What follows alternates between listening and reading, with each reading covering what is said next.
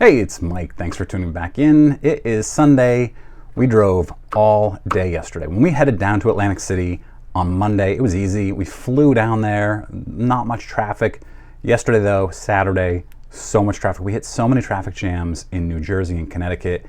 It took us, it was supposed to be about a 7.5 hour drive. It took us 10.5 hours. We did a couple short stops at rest stops. Also, the obligatory Chipotle stop, got to stop for Chipotle, but just so many traffic jams down on the southern end of this trip. The National was amazing. I'm thrilled that I went, and I would love to go next year, but where it's in Chicago, questionable. Easy to take my family down for the National. When it's in Atlantic City, it's within driving distance, but Chicago is a 17-hour drive. That's not going to happen. And I'm probably not going to spring for plane tickets for us to go to Chicago. We'll see. Who knows what happens between now and then. It was an awesome vacation. I'm going to throw a very brief pictures and videos of things that we did on our way there in Atlantic City, some fun family things that we did. But it was a great family vacation. We spent a lot of time outside. We did a lot of time spent in the pool and the jacuzzi at the hotels that we stayed in, which was great. The kids loved it. The kids talked about how much fun they had. You don't think of Atlantic City as a family town, but we did so much cool stuff. We did the Pier Arcade, which is awesome. And then there's a amusement park type thing out back where we did all kinds of amusement park games. And then we did go-karts, and we did the Ripley's Believe It or Not Museum. We walked the boardwalk. We played mini golf. We did an escape room. We did a lot of, my family went to the beach on Thursday when I was at the card show all day. There's so much fun stuff that you can do there as a family. So I'm grateful that they were able to go with me. Initially it was going to be just me driving down, but it's so much better with all of them. So I talked a little bit about the price for raw vintage. So I didn't buy a lot of big stuff. I wanted to buy one big card. I actually did buy one big card, but it was actually via Instagram. I bought something from Breakout Cards, and I have to actually pay them, and I hope to receive that in the mail in the next week or so. I'll do a video on that. That's a big one for me when I get that, so click that subscribe button. I also, when I got back from my vacation, I had a TTM result in from a big-time Hall of Famer rookie card TTM. So I'll have that video probably Wednesday. Yeah, click subscribe, click that bell icon.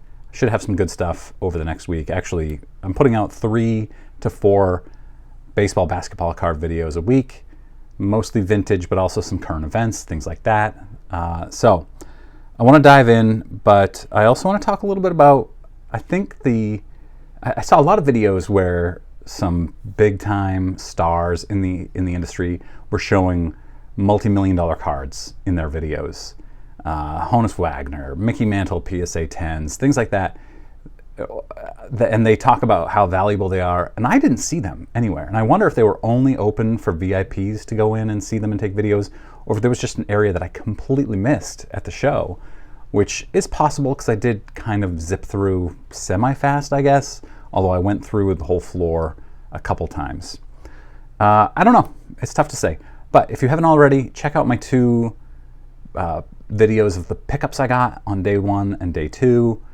You'll see everything that I bought at the 2 card shows, as well as the YouTube hangout that I went to. So all in all, a great time. I'm going to go through all the footage I have here. There's videos, there's photos. I'll do a little voiceover as I go through them. So here we go.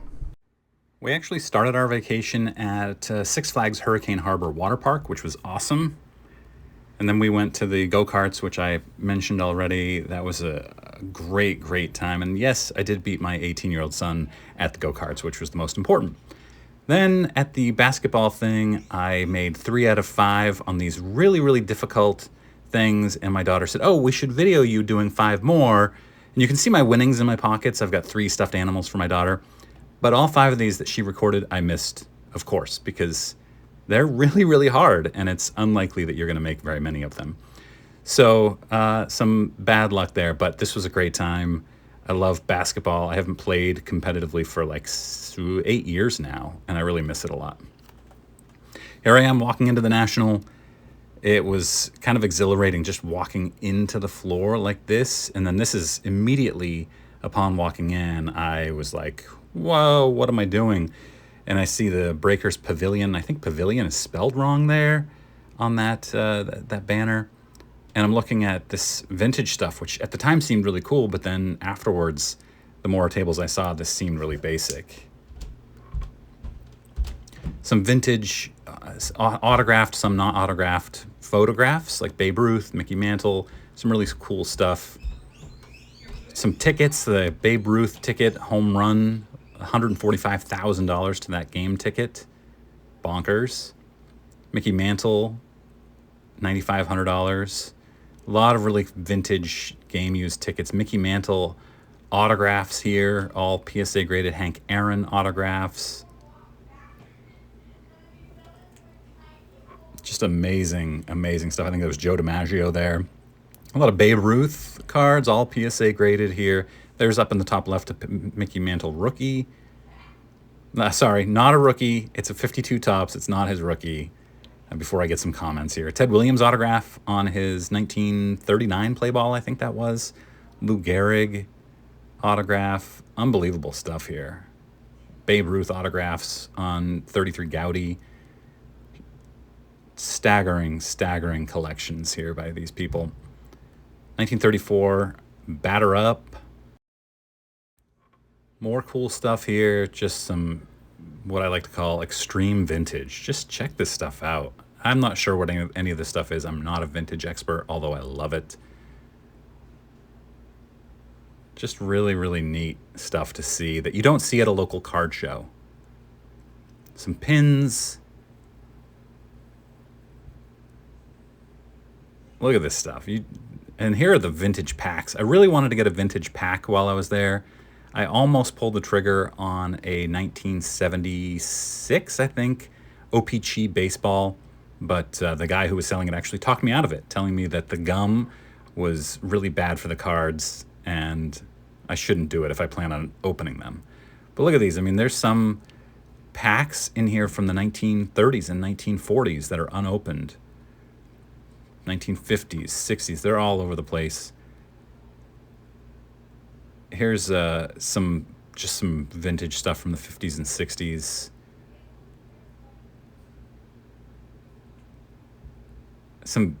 I think these are Super Bowl trophies. I'm not a big football guy, but some really cool trophies. Here are some more vintage tickets. These aren't graded, which I thought was interesting, but you can get tickets graded by PSA. Some 50s Mantle, Hank Aaron's. There's a lot of really unbelievable stuff. I think there was a Ty Cobb there. Now we've got some 40s stuff and 30s stuff. Baseball, basketball. Now we're into the 40s and early 50s. There was an Ernie Banks. There's Jackie Robinson. I think that's the 48 or 49.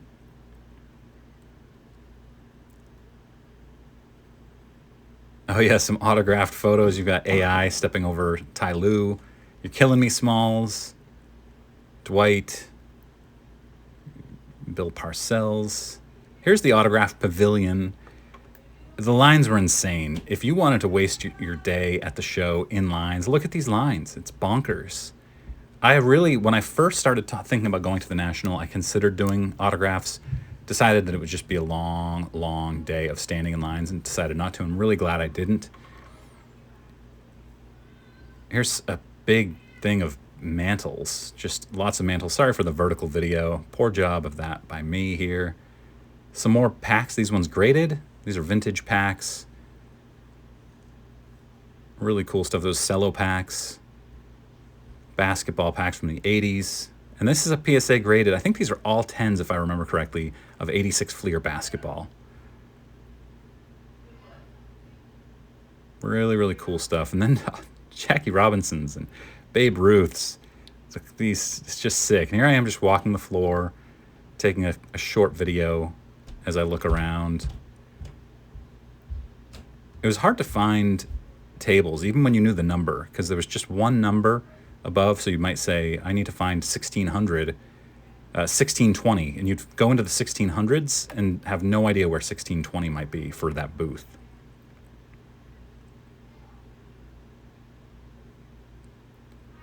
Just walking through, taking some videos here. Really fun stuff. I've got some pictures coming up here too that I want to show. Autographs by one Red Sox legend and 3 other former Red Sox players. You've got Chris Mullen here talking about this, about Seinfeld for some reason. I didn't quite understand this. Definitely Chris Mullen. I don't know who the other guys were. I'm not sure. Just some random photo I took. I don't remember why I took this one. Oh yeah, this is a cool golf display. This guy's outfit was outrageous. I had to get a picture of it. Got some Holy Grails here. Koufax rookie, Jackie Robinson, Babe Ruth. I don't know why I took this picture. Just a picture of the floor, I guess. And here's another one just like it. Just showing what it looks like there. Not a lot of people walking around at that point. Here's the very first Sports Illustrated graded a 9.8. Amazing. Here are some other vintage sport magazines, Baseball Stars. Here's the Mother's Cookies Ken Griffey Jr. rookie, which I'd never seen before, and as a big Griffey fan I want. Here's another Griffey card I want and had never seen before. Here's Chris Mullen talking again on day 2. Not sure why Chris Mullen is there repeatedly just talking. These are the loot box guys. I used to follow them on YouTube, but don't anymore. Speaking of crazy things, here's the line for food in mid-afternoon. It's well after lunch. And then here are the prices. Holy cow, is the food expensive. This person covered up the FF error on this Bill Ripken card with a price tag I thought was funny. Here's some vintage basketball packs. Again, awesome stuff. Here's some more football, baseball. Amazing old boxes. These are some vintage wrappers. This guy had this killer collection of vintage wrappers. Here's some star cards from the mid-'80s, which now are worth a lot more than they were a month ago. Bob Cousy rookie autographed. I have this very same card. This one, though, is authentic auto, and my auto is graded a 10, and my card is authenticated as authentic. So this one they've got priced at $3,500. I really don't think it's worth this much, but it's good to see that mine is better than that and priced more. Here are some other amazing, amazing cards. More Mickey Mantle 52 tops, some Jackie Robinson's Willie Mays 52 tops, more Jackies here. Hank Aaron rookies, more Jackies. I think these are actually the same case that I was just in awe over, so I took a bunch of pictures of it. Some Ty Cobbs at the top from, there's Ken Griffey Jr. rookie, Topps Traded autographed. Love this one. Just a vintage case of some cool stuff there. I don't remember why I took a few of these, but it's really neat stuff to see. Hopefully you enjoy this stuff too. More vintage. Actually, there's a mix of vintage and modern here, I think. And then some star cards again. Prices are way higher now after PSA started grading them. Here's some more 52 mantles. There's this guy, Gary V. I don't know anything about this guy, but everybody was in awe over him. More vintage. Awesome stuff. Here's all kinds of Jeter, SP, rookies autographed. Really neat display there. Some more amazing, amazing stuff. 100-year-old Ty Cobb cards. Just deep, deep vintage. There's a Lou Alcindor rookie, Mickey Mantle. And that's all. I really appreciate you guys watching. Make sure you subscribe and you'll get a lot more stuff like this in the future. Thanks.